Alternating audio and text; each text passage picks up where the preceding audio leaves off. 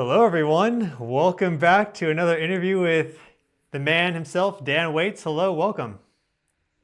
Thanks for having me back, Stefan, so soon. Yeah, well, there was tremendous popular demand after our interview, and people were they were left unsatisfied after our conversation came to a very fast break due to technical problems, which are of unidentified origin. We really don't know what happened. We have some ideas, but it was bizarre.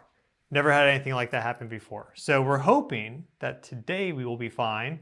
And so I'm really excited to have you. We're going to talk about Pluto and Aquarius. We're going to pick up where we left off, talk about Saturn, Neptune, all this UAP stuff and UFO disclosure and everything. You've been on a tear with that. We're going to dive deep and then also into some other little niche subjects.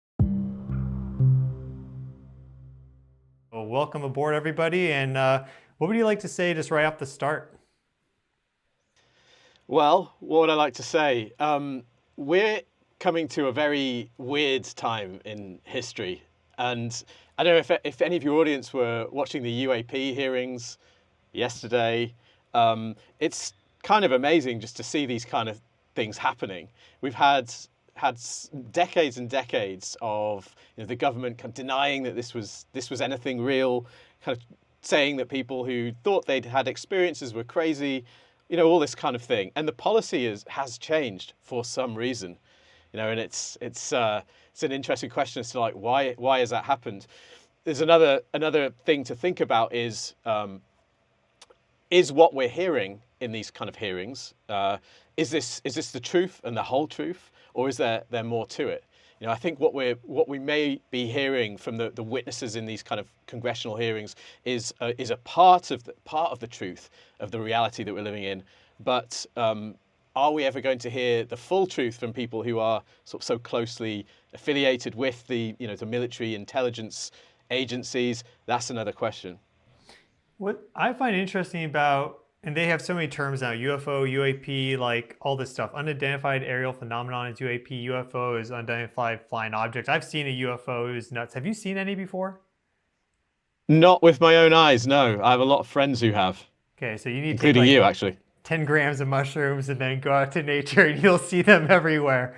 All my friends who do a lot of mushrooms like way out there, all of a sudden they appear. And so apparently some of these craft are like interdimensional, and when you open that up, all of a sudden they appear. But I haven't had that experience. I had one where I was just like driving on the highway, nuts.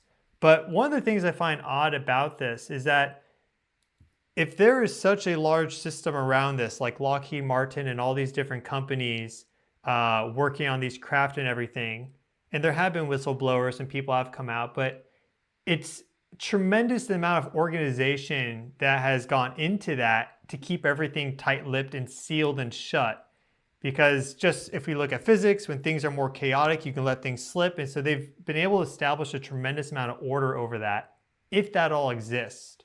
And no one's come forward saying like waving the arm of some alien or something. Like, I got biologic material. Like, we just don't have the best evidence yet. We have some really compelling stuff, but it's not overwhelming in our face yet. So what are your thoughts on that?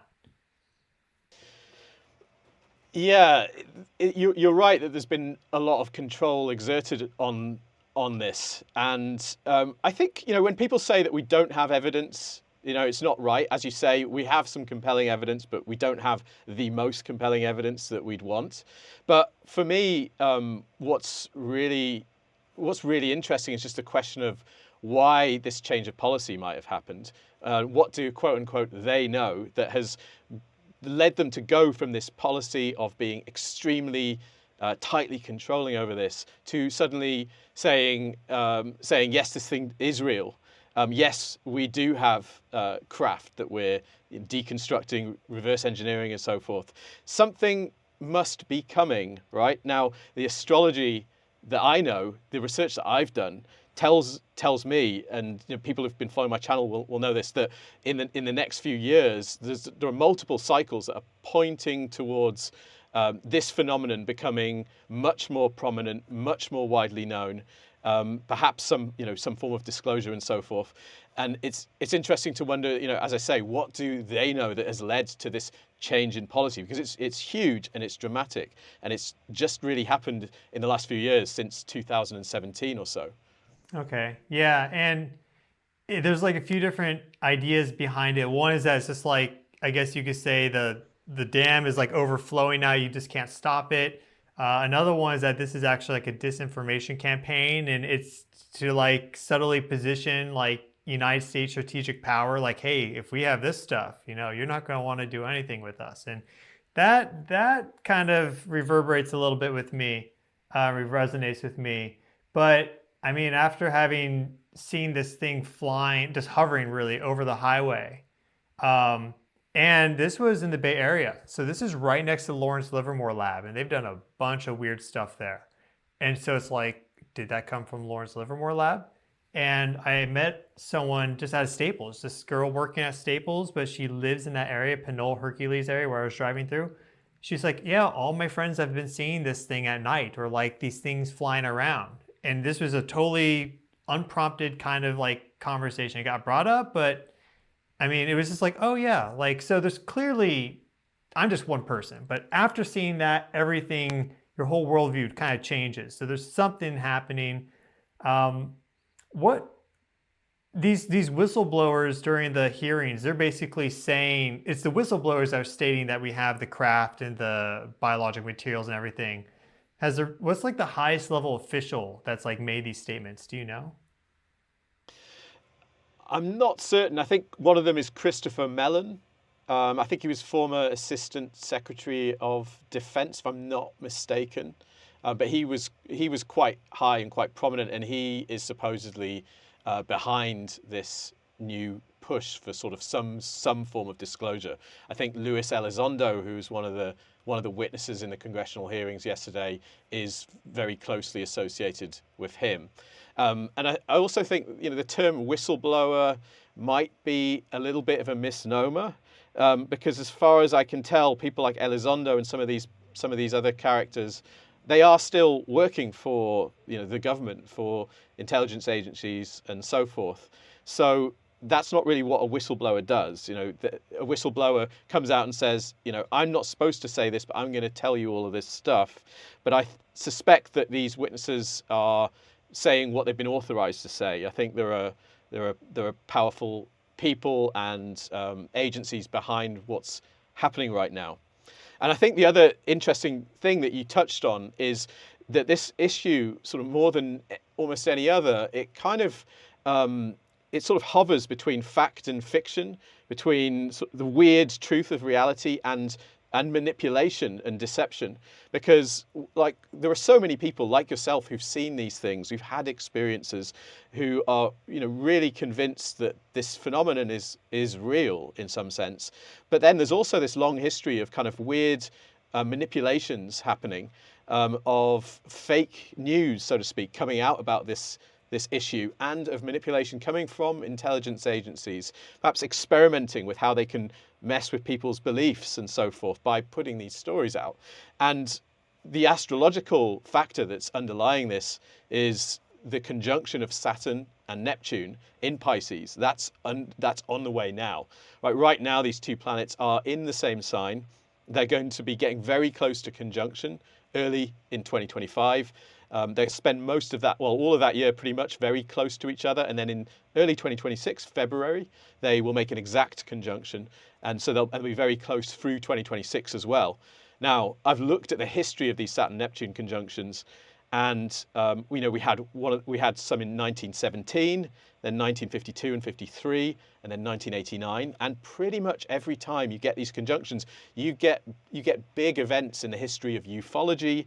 You get people coming forward with crazy stories that haven't been heard before. The last conjunction in 1989, we had this guy Bob Lazar, who some of your viewers might have heard of, who was one of the first to say, he actually said he was working at a facility next to the famous Area 51, in which he was hired to deconstruct, reverse engineer faster than light craft. And then after he said all this stuff, there were these bits of news coming out that kind of discredited him, that showed that perhaps he'd lied about his education. He was arrested for running a brothel and all sorts of stuff. And there's all this stuff that happened around Bob Lazar, and it's like, was he telling the truth or wasn't he? What was going on? Was this kind of some kind of perhaps smokescreen for real craft that were being developed at Area 51, and the government wanted to perhaps have a way to discredit people who say they've seen things? So they roll out Bob Lazar. That's possible, but then, we don't know for sure. Jacques Vallée, the famous ufologist, interviewed Lazar. He said he found him very sincere, even if his story didn't make much sense.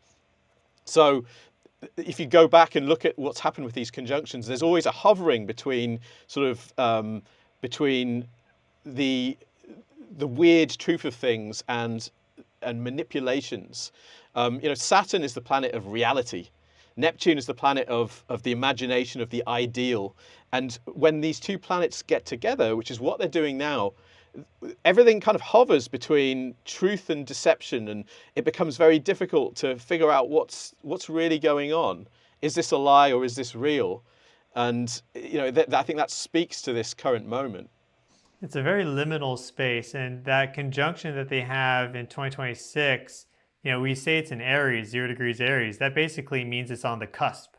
So it's really, it's like some arc minutes into Aries, but it's really the combination of Aries and Pisces at the same time, and they're quite contrary in many ways. So it'll be really interesting to see how that plays out. And then we have Pluto entering into Aquarius in the background, and it's like right now is also a condensation moment too, with this Taurus full supermoon conjunct Uranus and the Pleiades, because we had the congressional hearing, this most recent one, yesterday, and then we've seen a little bit of we've seen these effects at play ourselves with kind of some of the content that we've put out, and just the interest. There just seems to be like a greater resonance right now with people being interested in this and wanting to know more. I think that's where the Aries aspect comes in, where it's like people want to know the truth and they're searching for it amongst like the fog of Pisces, and we're going to get very close to that, and there's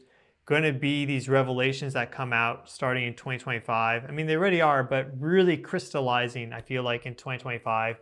I've had dreams about that. I had one dream actually where it was like they said like, we're going to show up in 2025, 2026. It's one of those dates, one of those years.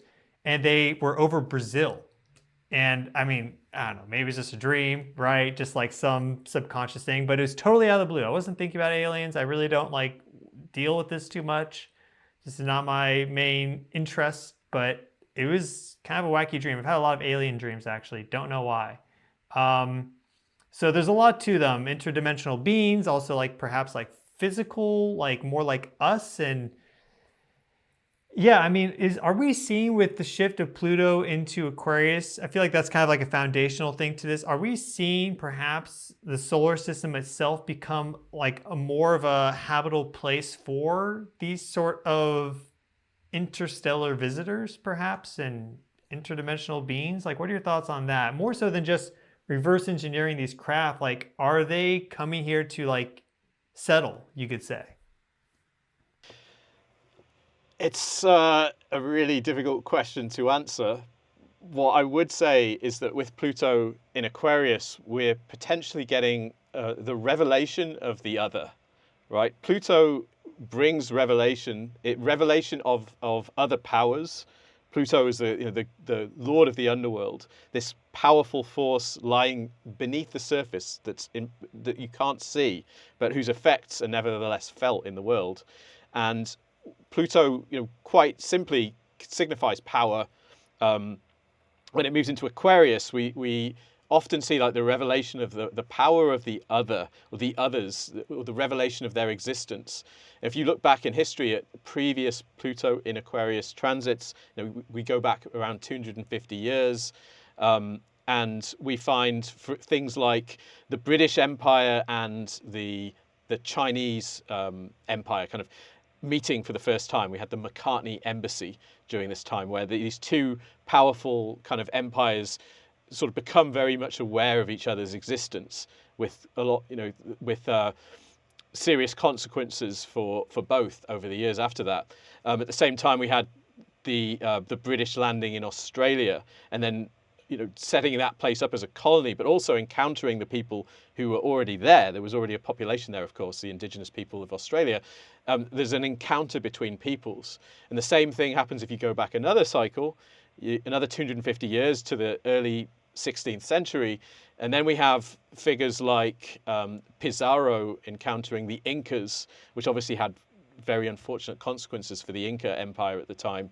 We get these peoples encountering each other that you had no idea that you were sharing the planet or the cosmos with these other peoples, and then suddenly there they are, Pluto and Aquarius. And that's another factor, I think, that's speaking to this. I think it's one of the many astrological factors that are piling up that are speaking to a revelation of the others that are in our midst. Maybe they've always been in our midst in some sense.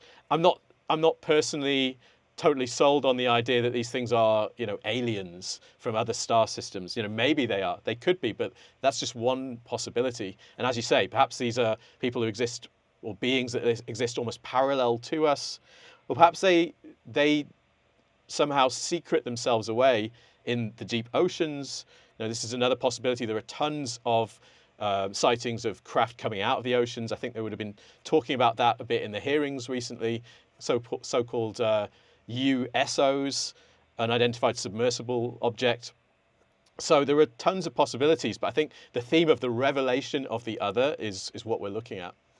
Well, that's really interesting because just on the whole of it, I mean, we've basically explored the globe. I mean, you mentioned deep ocean stuff. Perhaps that's where that contact comes in, but there's not like some lost continent that we don't know of now, or at least certain groups. Unless we go to like, what is it, Sentinel Island? Like, I don't think that's going to be the theme of Pluto and Aquarius this time. And so these astrological energies, what we see once you study this is that they express themselves, and typically it's kind of a surprise, but they are almost this unstoppable force that will have to express itself for the evolution of humanity, the star system, just whatever in general. And so I just think it makes me think of either A, what you were talking about with like actual disclosure, right? And like, here they are, they're here. Or just greater awareness that there are other interdimensional beings that inhabit the same space-time that we do, though in a different, unique way. I think that's very much at play because more and more people are coming into greater contact with like entities, benefic or not, and everything that entails. But you also touched on like, are they already integrated into our society? And that's a big question a lot of people have and a lot of people talk about. For example, it's like that there are different, I'm not sure aliens is the right word, but different beings that inhabit the highest echelons of society, political structures, the top power structures that be like at play. Like, I mean, a lot of people think different presidents have been like reptiles, reptilians. What are your thoughts on that? Because there have been some weird things I've seen. I'm not sure if these are fake or not, but I did watch this. I saw this like video. Biden was like in Ireland, and he was like scratching his neck, and there was like these. It looked like a mask. Like it clearly looked like this thing was wearing a mask, and you saw these weird like folds on it, and this is a time where deepfakes are possible, but deepfakes are good with faces. I'm not sure how easy it'd be to fake that. It was kind of convincing. So like, I'm like, what is actually happening here? Yeah, well, I think what you're kind of gesturing towards as well is just how difficult it is to separate truth from fiction at the moment, to figure out what the truth really is. And I'm very open-minded to pretty much anything, but I won't go all in on any particular crazy theory. I'll just kind of keep myself open to what might be possible. And I've a Saturn-Neptune square in my chart, so Saturn-Neptune it's in the sky right now, but if you have it in your natal chart somehow, you're going to kind of permanently hover between like belief and skepticism. and you never go all in on belief or skepticism. And that's a little bit how I am. And so, the idea, could there be other species or other kinds of beings sharing the planet with us, disguising themselves? Sure. I mean, I'm open to any kind of possibility. I think with Pluto in Aquarius, again, it's like the revelation of power, or of power of the other, of like somebody who's other to you, different to you. I think it could be quite a humbling period for us. We've spent a long time now thinking that we're somehow, the top dog, so to speak, on this planet. We've not really given much care or thought to the other beings that share the planet with us, or perhaps not enough, you could argue. And I think this could be part of a big humbling process in which we realize that we're actually just part of a greater whole, and we're not at the top of the pyramid and we're not at the bottom, but we're somewhere. Not to say it is a pyramid, of course, but it might be. Just we're somewhere kind of, where we have responsibility to, perhaps towards beings who have less power than us, for example, animals, and yet there are also entities that are more powerful, more wise, more intelligent than us as well. And I think that could be part of what we're in for over the next 20 years, a real humbling. And what I find interesting is that we're having what we're calling all this disclosure, right? We're having a lot of conversation and a lot of stuff being presented on UAPs and this whole thing that we've been discussing. And as we're filming this right now, November 14th, Pluto is still in Capricorn. So like we haven't even done that shift into Aquarius for the final time. And that's a 20-year transit. And so that kind of speaks to how by the end of that 20 years, there may be a lot more that comes to light, because right now this is just the very, very beginning, the first waves coming in. And I mean, we also have right now Jupiter in Gemini, and we touched on Neptune in Pisces, and that's just creating like this shroud where it's hard to like even know what the truth is. You mentioned that, to see through the fog and the mist. Jupiter moves into Cancer next year. Neptune will be moving out of Pisces and into Aries for the final time in 2026. And so that influence is going to kind of evaporate away. I feel like that's really going to evaporate away when Jupiter leaves its fall, goes through Cancer, and then really enters into Leo, which will be 2026. Then we still have that Pluto in Aquarius though. So we have all this mist and fog right now that's presenting kind of all these like liminal fantasy things to focus on. But there's also this 20-year transit. We know by the end things are going to be much, much, much different. So what are your thoughts on that? Yeah,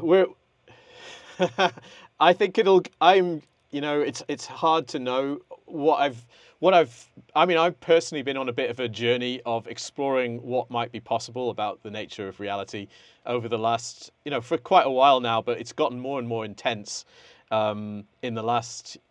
even in the last year, actually. Jupiter in Gemini. Jupiter's been Gemini since May, and Jupiter is the planet of truth. Jupiter wants us to find a kind of true and unified vision of things, but it's in Gemini, a sign that it doesn't really do so well in. Now, Jupiter is in detriment in Gemini. It struggles with the truth. It's pulled in all these different directions. Gemini is kind of this extremely curious, mercurial sign, and it's a little bit at odds with Jupiter's desire for a unified vision. So you just get pulled in all these directions. Maybe this is true. Maybe this is true. Maybe this is true. And it's difficult to settle on something. And again, as you said, with Neptune in late Pisces as well, that's been transit underway since 2011, 2012. And I don't know about you or your audience, but I personally feel like it's sort of come to a point where it's really difficult to know what's really going on. There's this fog all over everything. It's accentuated now with Jupiter in Gemini. And you see how people have been pulled into different reality tunnels. We have different truths. There's about what happened with the election. I don't want to get too much into that. We already talked about it, but people have completely different perspectives and visions over what just happened there and why. And there's no shared truth. There's no shared reality. However, I do wonder and hope that might change. I think when we get these big shifts next year, as you mentioned, we start getting we get Neptune and Saturn moving out of Pisces into Aries. We get Jupiter moving out of Gemini, and I think we may start to feel a shift there. Aries is much more about action, and it's a doing sign. It's a little bit like we've kind of processed. We've been in this fog. Maybe it's going to feel a bit like the fog is lifting. We're waking from the dream, and now it's time to act and do things based on what we've learned. I feel like to some degree the UAP conversation has been a little weaponized. We touched on that, but like, I mean, we at the beginning of this call, we touched on the fact that we're both not experts or have researched too much into this. But Dolly the sheep, I believe, was cloned in 1990. It has been decades since we did the first successful cloning of a mammal. And so I just find it very bizarre that we just all of a sudden went, oh, no, we're totally done with that. We haven't done anything since, right? Because what we see often, if you just look back just a few decades or more, is that there are all these things that are occurring that then get revealed like 50, 60 years later. I mean, you have all the CIA projects, Gateway, and all these other ones that are experimenting on people. And then, they declassify the files just 2-3 years ago. And so I'm also thinking like, okay, well, here we have this other, and it could be partially fiction, right? But in reality, we have some big cloning experiments happening. And so that could also fit into that other. And so I see this 20-year journey of Pluto, and I think there's going to be perhaps multiple of these others that are revealed. But I just find that like my intuition is just scratching at that, because again, we are these very curious beings, right? And what I've seen with Jupiter and Gemini is that I've wanted to just like kind of investigate and look at everything. And so that's just a 1-year transit. But that kind of speaks to the human condition in general. And someone somewhere for sure has been experimenting with human cloning. And there's a lot of talk out there that people, like very rich people, will actually get their clones. And I mean, again, I'm not an expert on this. You said that you're not, but could you speak to maybe how the astrology could just work with that, or it's something that needs to be touched on more, and not just like, oh, it doesn't happen. Yeah, cloning is one example of a few phenomena like that, where there were things that we were kind of making progress with, developing. Another example is the moon landings. I mean, the space program that just suddenly kind of went away. It all just seems kind of odd. And other people would say that a lot of this technology and knowledge has just been kind of squirreled away into black projects. And there are things going on in the background that would absolutely blow our minds. And I think this stuff is going to come out in this period, and because once you kind of have government employees in Congress saying things like, yes, there are UFOs, yes, we have them, yes, we're reverse engineering them, they can't really keep it in the box there. Like, it kind of opens the floodgates, because if that's true, what else is true? If you were keeping that secret, what else were you keeping secret? And I can only imagine that this is only happening because there's something forcing this to happen, and there's perhaps something that they know is coming that requires this to happen. I can imagine that they didn't take this decision lightly. So anything like that, as you say, and I don't know much about cloning myself, but I imagine there are any technologies that have been hidden away that are kept for the privilege of a certain privileged kind of population, or so anything like that. I think we're probably going to see the floodgates open to. This is the awakening that everybody's talking about, and you can just see it happening. It's not just kind of people with their like sort of new age people who aren't quite in touch with reality saying this. We can see it. We're all arguably, like, perhaps we're arguably in that category as well. But, like, you can see what's happening on the ground. You can see real events. This is it, these people are in Congress saying this stuff. So it's very real. And actually, I would say, in a sense, we're the serious ones. You're not being serious if you're not taking this stuff seriously, in my opinion, because it's a real part of reality. And burying your head in the sand, which is what still quite a lot of people, what the sort of mainstream media and mainstream thinking is still trying to do, is not going to cut it. So I think we're early. Probably everybody's going to get there sooner or later, but it's good to be early sometimes. Yeah, that's the sense I'm getting. I mean, I cover space weather on my channel, and some of my reports are pretty strictly like, hey, the sun did this, we have a storm coming in, that's it, folks, goodbye. And other times, like today's video I just released, is much more encompassing of this grander reality and, for example, interdimensional beings and star seeds and things of this nature. And the physics, though, supports it. So without going in depth there, one of the other things I'm seeing, I touched on this in our prior video, is Sedna. And Sedna right now getting very close to her perihelion in Gemini. That's 2076. And last time she was in that zone, we had this big transition from Paleolithic to the very early beginning of the Neolithic. And just now it made me kind of think, like, if that's connected, is that transit going to take us from where we are now to, let's say, like an interstellar civilization? Because what's the next step? I mean, Paleolithic to like Neolithic, and now we've reached like, human modern civilization. I mean, that's a pretty big shift though. Paleolithic, Neolithic. Is the next step like literally interstellar? And is that where this is all leading to? Like, this is really still the very early ripples. And we have Pluto in Aquarius. And some of the themes that you've brought up and I've talked about before too are like decentralization, transhumanism, and multipolar kind of global world, and just a degradation of a coherent single unipolar order. And one of the things that would really make all those things real and it kind of actually express them would be this encounter with the others, for example. And when all of a sudden this is here, like, I don't know, let's just say like an actual alien, right? You're like, holy cow, like that really causes humanity to band together to some degree and to coalesce, because now there's a clear distinction. And infighting, I feel like, would kind of crumble. And that would in many ways be supportive of a greater decentralized power structure across the globe, because no longer is it so national. It's just kind of everybody everywhere being in resonance with each other, and us having to then find our common human identity very quickly.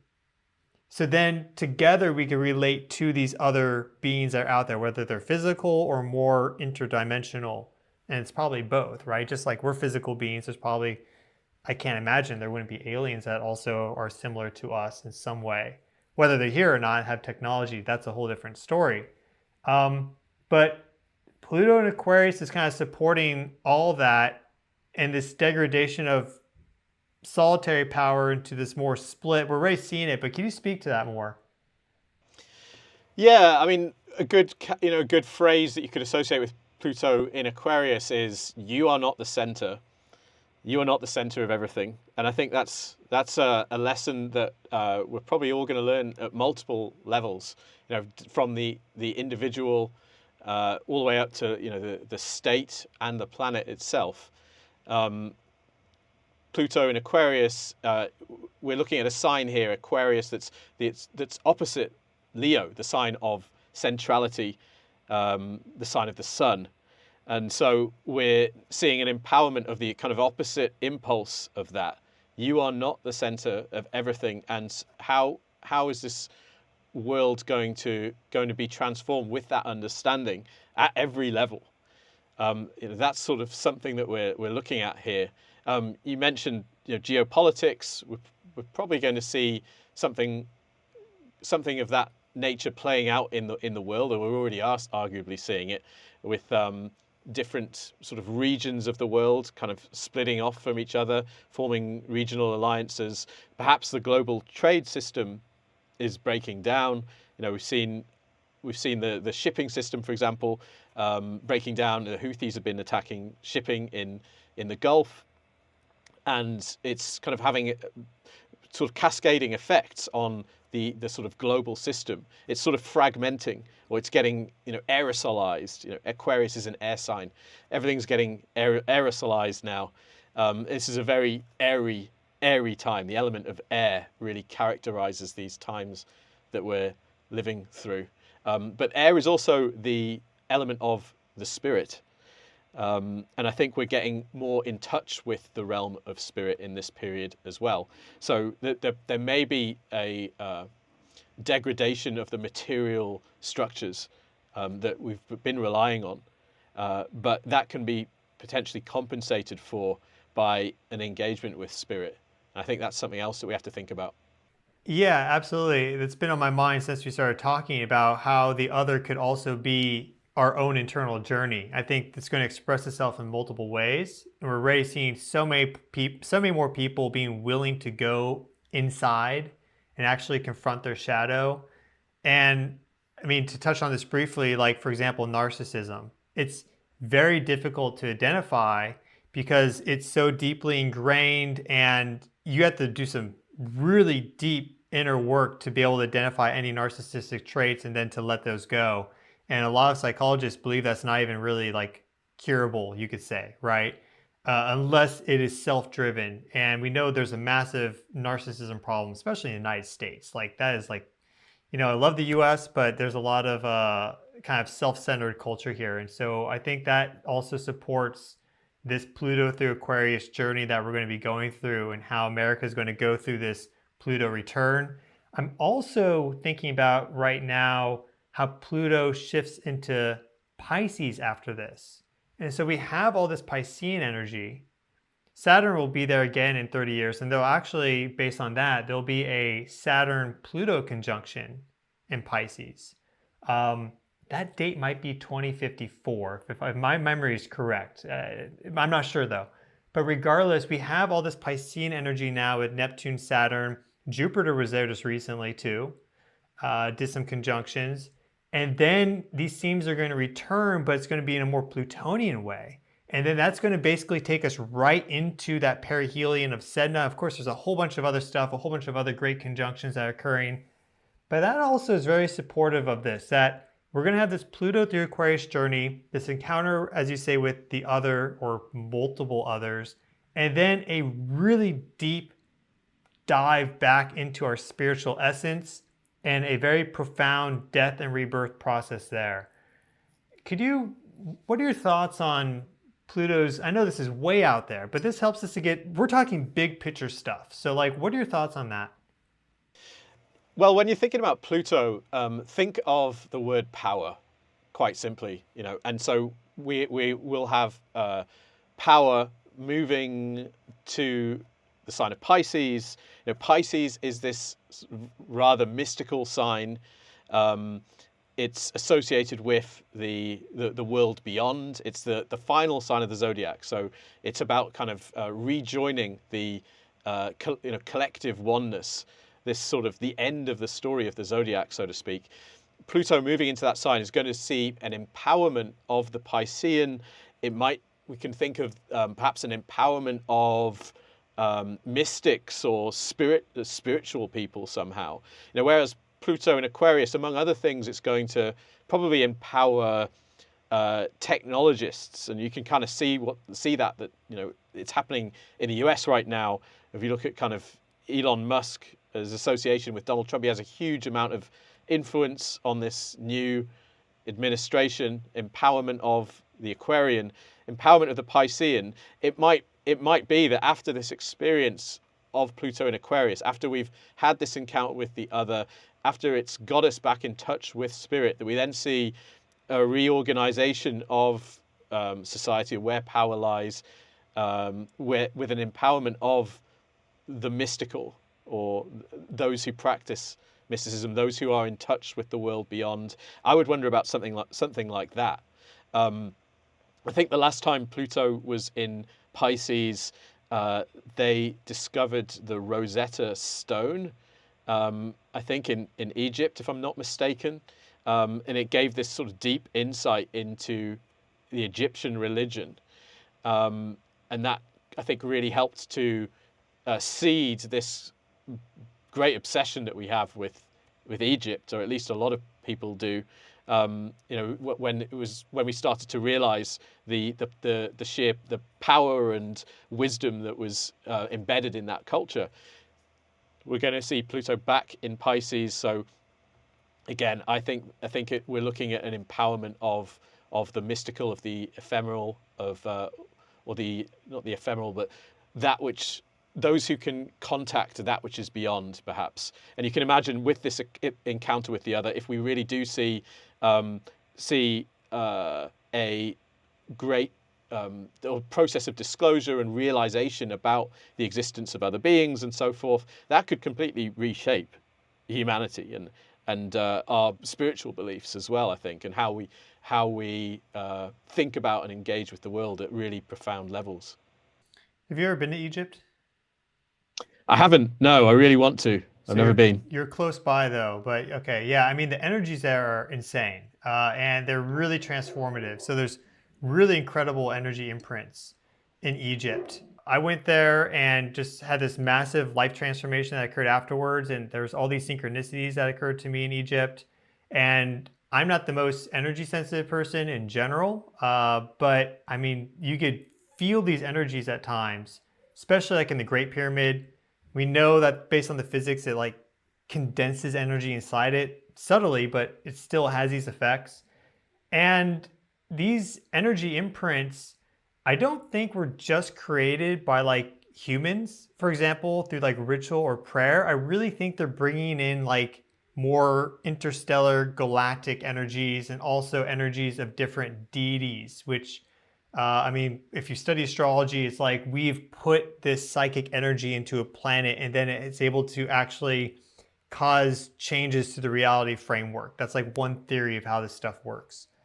And so with Pluto moving into Pisces after Aquarius, it makes me think about, okay, we have this encounter with the other, and then you said Pluto's power. That's very true. Like perhaps after we come to that realization, then we integrate that, we were actually like fine and willing, or maybe it just kind of happens regardless, to allow these others, interdimensional beings or aliens or whatever, I don't know, clones, like whatever, like all the things, where there's this empowerment that occurs with them, and now they are able to have a very like significant, visible place in human society, or at least the society that we call Earth.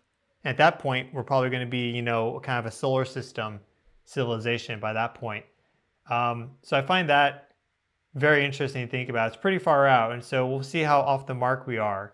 But I mean, we have all this evidence going back in time too, and like all the ancient archaeology keeps getting pushed back, and you know, ancient astronaut theorists, there's some compelling stuff there for sure. And then we have Sedna, right? And then we have that transformation. It just really all seems to be kind of pointing in that direction. Are there any like key dates that you have in your mind for the foreseeable future, whether specific dates or like years that are really like leaping out to you as it relates to this conversation that we've had? Yeah, I mean, I think we're actually just on the cusp of those years. So 2025, 2026, 2027. Those years are, I think, going to be massive for the kind of big transformations that everybody's talking about.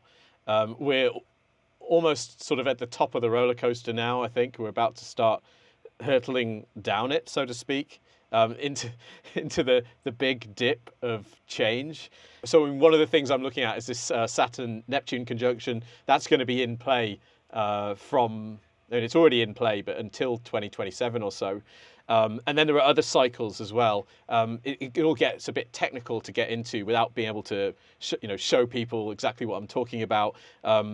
I've talked about a lot of this stuff on my channel, but there's a lot of stuff that's kind of really starting to come into play, big like cyclical resonances with some quite interesting times in history. The 1890s, the 1960s, and the 1990s, those periods are all somehow resonating with what's coming in 2025, 2026, 2027, around that time. These big cycles are kind of resonating with those time periods, and those were really interesting periods. I mean, I'm quite hopeful about that because I was a teenager in the 90s, and the world seemed pretty great then, to me, at least to me. Maybe it always does when you're a teenager, I don't know. But that period, there was a lot of good things. There was a lot of hope in the air. So there are resonances with that time that are coming up, but there are also some more challenging suggestions. So I'm not certain it's going to be a particularly easy ride, but I think overall it's good and it'll be needed. But yeah, I think 2025, 2026, and 2027, those years in particular are really leaping out. And then there are more coming later on, but that's kind of in the immediate future. What I'm really looking at as interesting. 2032 also stands out as a big year. Saturn-Uranus conjunction coming up then as well. So yeah, there's more to think about, but right now I'm more have my eye on these next 3 years.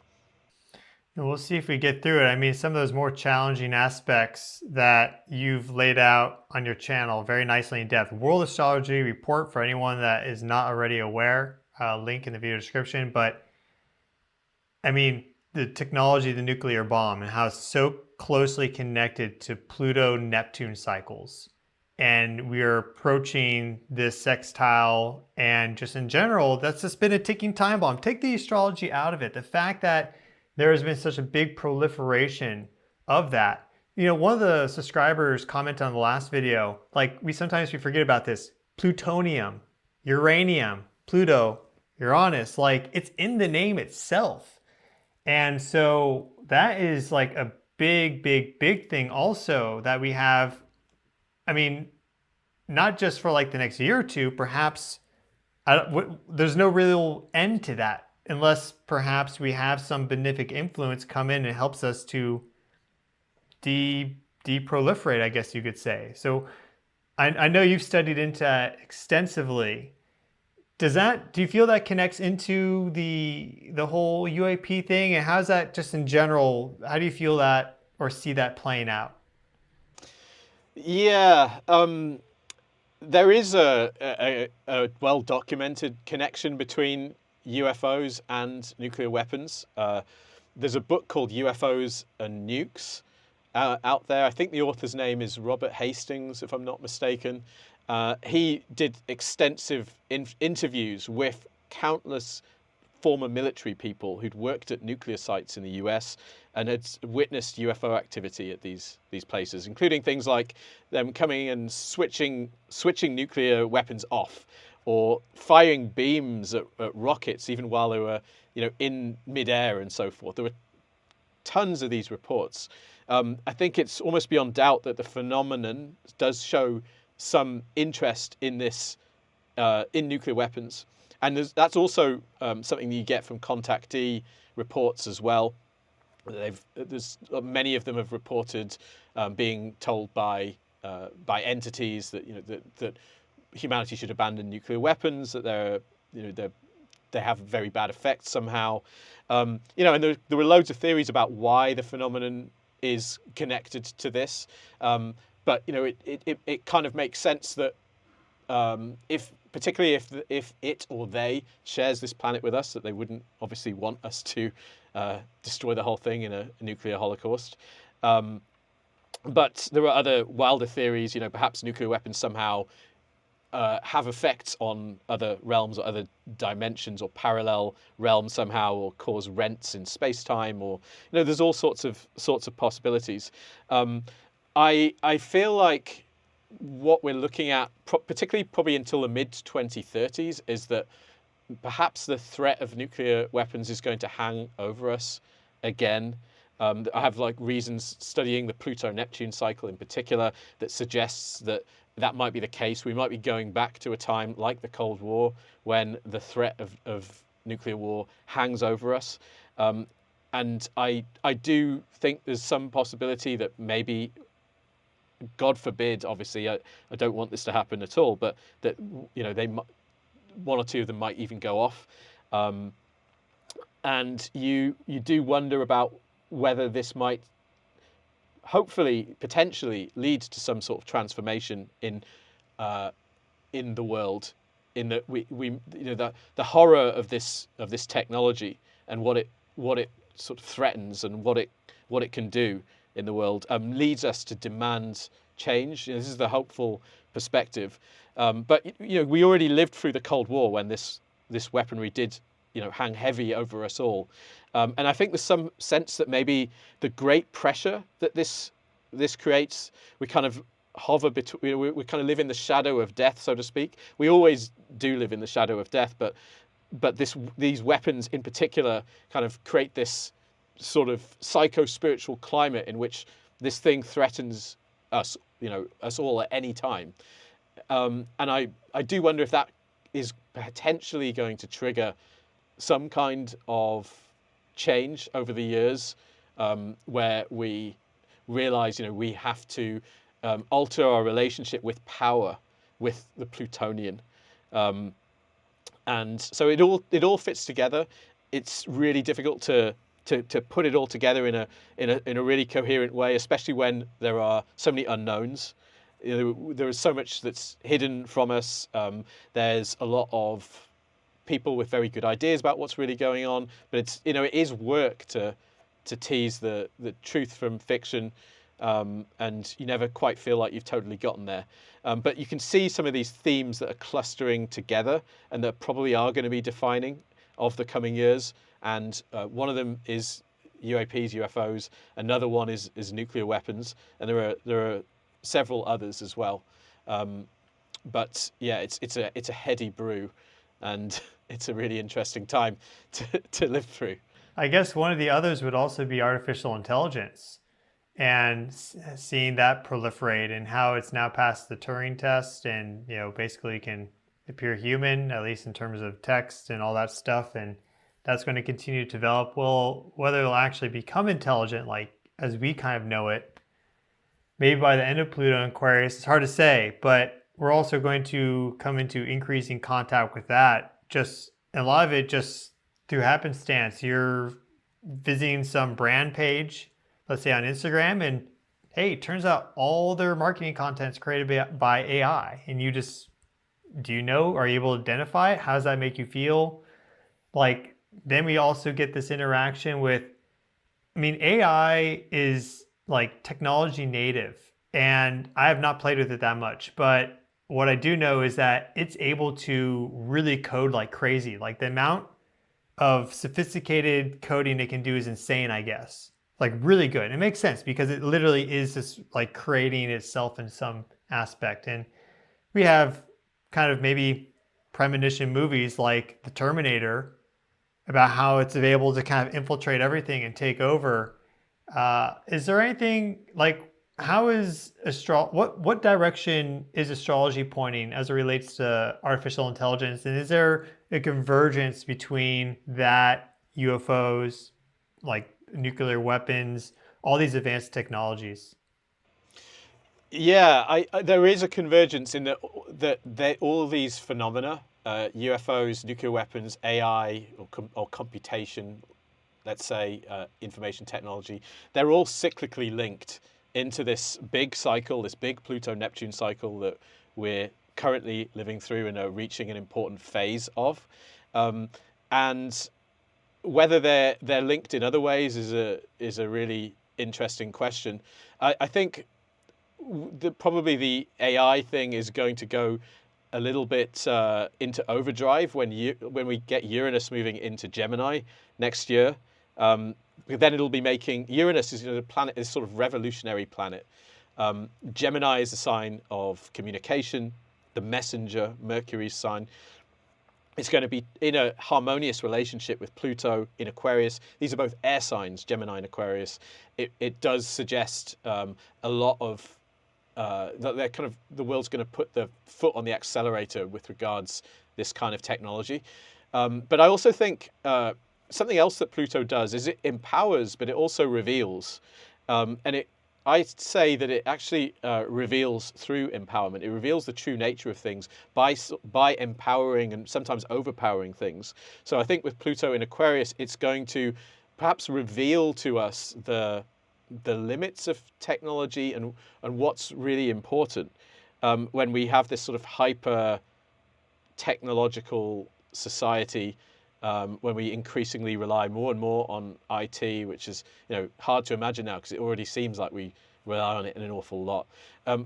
What I think will also happen is that there'll be a growing process of realization of the limits of this technology, of its ill effects when it's over empowered. A lot of people have already cottoned onto this. I'm sure a lot of your viewers already know this pretty well.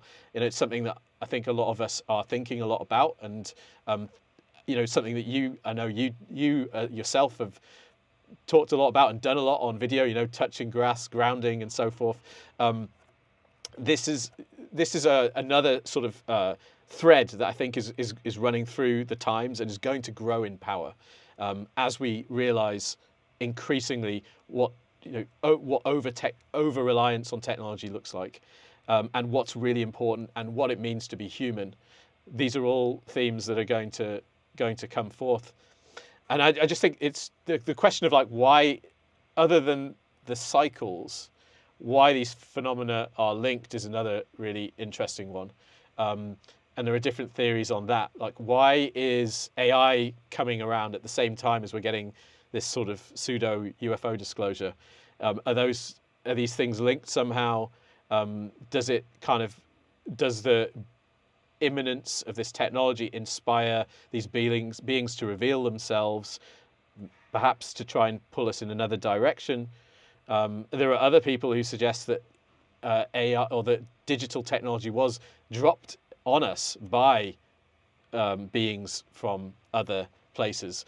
There are suggestions that some of the technologies that we have, the transistor even, may well have come from deconstructed, reverse-engineered craft. That's a bit of a wilder possibility, but it is something that's out there in the ether, so to speak. And so, another possibility is, are there some entities that want to create some kind of control system? That's seemingly where all this technology is kind of leading. But at the same time, it's creating this opposite impulse. And so I think the interaction of opposing forces, almost the strength training that this technology forces us to do, it forces us to potentially to develop perhaps more self-control, more awareness, to be able to turn it down. I think we might well see a lot of people really getting sucked into perhaps the metaverse or fake realities using this technology. And I think it's going to require, those of us who resist it are going to perhaps get wiser and more in touch with our innate abilities. There's going to be, I think, we might be looking at a kind of bifurcation. But again, it's a kind of almost like maybe a form of spiritual, psychological strength training that this technology forces us to undergo. We also have like genetic editing, and that's been developed for a while now. I mean, there's a company that pioneered the CRISPR technique that can basically cure sickle cell disease now. That drug has gone through a lot of trials, and I think it's available on the market today or about to be. And that's one of these, horrible diseases that afflicts a ton of people, specifically in malaria countries. But that's just like really the tip of the iceberg. And we've seen people even some people like home amateurs doing like weird genetic experiments on themselves. Not too much, but that's also another theme too, about how we're also going to start modifying our own DNA. And like in my studies on bioelectricity and morphogenetics, what we see is that you have cells, you have individual cells, you have group cells. They have individual behaviors, group behaviors. Those are driven in large part by the electrical gradient across the cells. So you have one voltage here, you have a different one there. It creates a gradient, a differential, and then that informs what the cell does. And the cell will completely recode itself depending on the gradient. It can go from, let's say, like heart tissue to collagen tissue and then back, depending on the gradients that you apply. And so once that starts to get taken seriously, more seriously, it already is, but it's also kind of been denied by a lot of people. And we talked about how we're kind of maybe perhaps a little early on this stuff. That's the reality. A ton of tremendous, really genius research has been done on this. It's undeniable. And I think people are starting to finally kind of wake up to that. As we start to modify these things, like how will the human organism be able to express, like what are the limits of our DNA?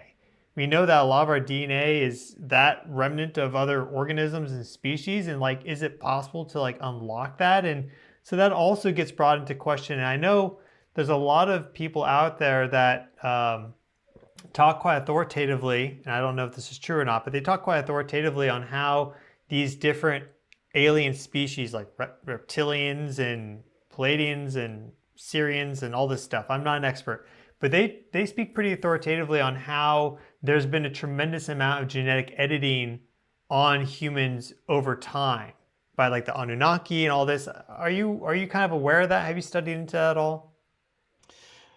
I'm aware of that line of thinking, and I find it a little bit, I find it a little bit sinister, perhaps, in that I feel like there's a narrative out there which suggests that essentially, aliens created us, alien gods were responsible for making us who we are.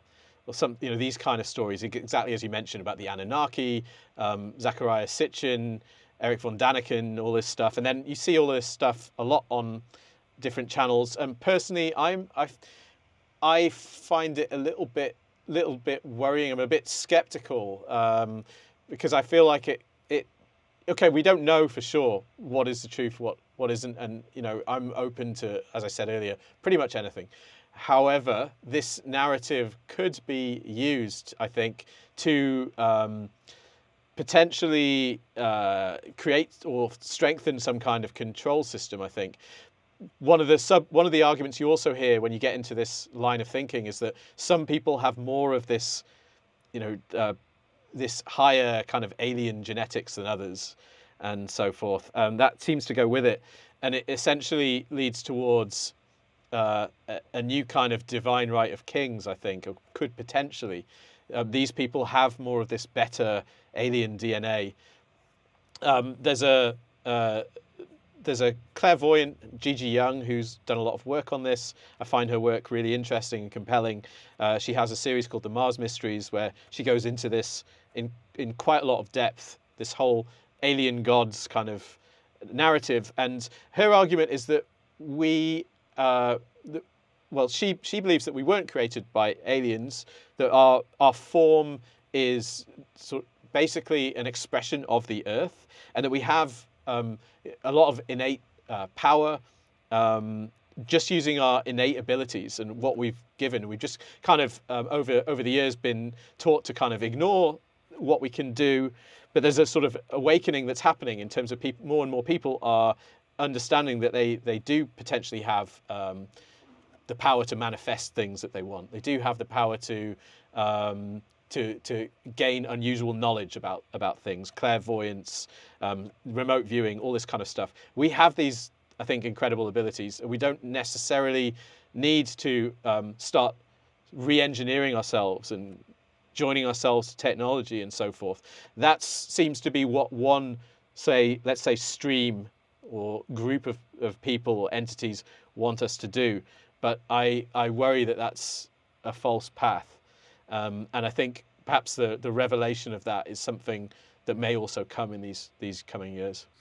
Yeah, I mean, we're seeing a lot of people, you could say, come online and their psychic spiritual gifts are awakening. There's a lot of ways to do that. Everyone has their own latent kind of gifts and at various levels of development. And I mean, of course, there's this variability among things. But are there any astrological transits which support, let's say, like an explosion in those gifts? Because what we see, like again, we simply just do not know how reality actually works. We have some ideas. Some of them are probably pretty close to accurate, but let's not fool ourselves to think that we know everything. But we know that based on quantum physics, there's malleability to reality, and that even just like the observer effect can like change the outcome of a situation or experiment. And so it seems that right now there are just a few observers, right, who are able who are aware of this, conscious of this, that are now manipulating reality, manifesting things, doing this, and more people are coming online. And as someone that dreams all the time, I actually just had a lucid dream like a couple nights ago, is very much like the astral realm where you think something and all of a sudden it exists. And if we start to have more people with very profound psychic gifts come online, awaken, be born, star seeds, whatever you want to call it, all the things, right? Everything. How does that change our reality and make it more fluid dynamic? We're entering into an age of air and fire. I mean, we have these big movements into fire. Neptune will be there for 14 years in Aries. Saturn only 2.5, but Neptune 14 years. That makes perfect sense. And then we have all these big air transits in the background. Beyond that, though, or elaborate on that, what astrological transits perhaps are supportive of that happening? Because I feel like we're seeing that already, and it's only increasing more and more. And a lot of it's based upon willpower and belief. If you believe you have these gifts, then they actually start to manifest. Yeah, I think we are seeing it already. We're seeing it right now. I think with every year that goes by, that stream is growing stronger. What astrologically, I suspect that this has to do with the configuration between the three outer planets, Uranus, Neptune, and Pluto, which is already in play. They're in what we call a minor grand trine. Essentially, these three planets are in a harmonious relationship with each other. If you think about Uranus, it's the planet of individuality. Neptune is the planet of the collective, and Pluto is the planet of power. These three impulses are, let's say, in harmonious relationship with each other, and are growing more so, particularly in next year and in 2026. They're going to be forming this incredible configuration. My friend and colleague S.J. Anderson's called it the basket, but plenty of astrologers have noted the relationship between these planets, and it seems to be signaling something of that kind. This burgeoning understanding of our innate power and how we can connect to the collective unconscious, and it's one of the most remarkable astrological configurations we've seen in thousands of years. And I think if you look at what's happening, and you see how people are changing in the way that we've just discussed, I suspect that's what it is, and we're going to see that really becoming more and more powerful in the next couple of years, at a time when it probably will feel like we really need that, at a time when some of the things that are happening in the material world are more challenging and are limiting us or are scaring us. We're going to be tapping into these things more and more. I don't know about you, but I see it, and I think that's what it is. Yeah, I'm glad you brought up the Grand Trine, because that is a really powerful configuration. It makes me think about the conjunction that occurred between Pluto, Neptune, and Uranus back in about 560 BCE. I believe that's the time, right around when the Greek culture was at its height. And that's like a 1 in 3,500 year cycle, something like that. It's very, very rare that all three of them meet in conjunction. And so there's the idea of, okay, well, a conjunction is a certain energy, but also like how they aspect to each other can bring up similar themes. And so, yeah, they're in a tight aspect. And the other thing I thought of when you were talking about this is that how it's in all these planets right now are in earth and water right now. It's almost like they've been doing some really deep transformations on our actual physical body and our emotional bodies. And now with this shift into fire and air, it's all of a sudden going to raise in vibration. And now it's like the transformative work has been done to actually allow our physical vessels to manifest these things in a more kind of spiritual way, in a way that has a greater influence over reality and not just specifically ourselves. So that's a really interesting transition too. That's occurring right now that will click into place at 2025, 2026. So, I mean, it's a lot to like put into your head all at once because we've covered a tremendous amount in this video. And it's going to be really interesting to see how it all expresses itself, both spiritually, but then also just societally. And the UAP stuff, though, is very much front and center right now. And I feel like that may be the first wave that comes in with Pluto and Aquarius. I have one question for you. We touched it earlier, but just you, Dan Waites, do you believe that aliens are at the top? Do you believe they're at the top already? No, I, I, I mean, I suspect that that God or Source is at the top, and that these beings are probably just just other beings that share creation with us, and they may well in many ways be much more advanced than we are, but I it depends what you mean by aliens. If it's like aliens, like beings that live on another planet, or then no. But I think there's probably a great variety of beings, and I do believe that that Source or God, that there is some sort of ultimate creator probably, and that is the entity that's at the top. Yeah, that's at the top. I meant more like on top of our political societal structures. Oh, I see what you mean. Is everything? Uh,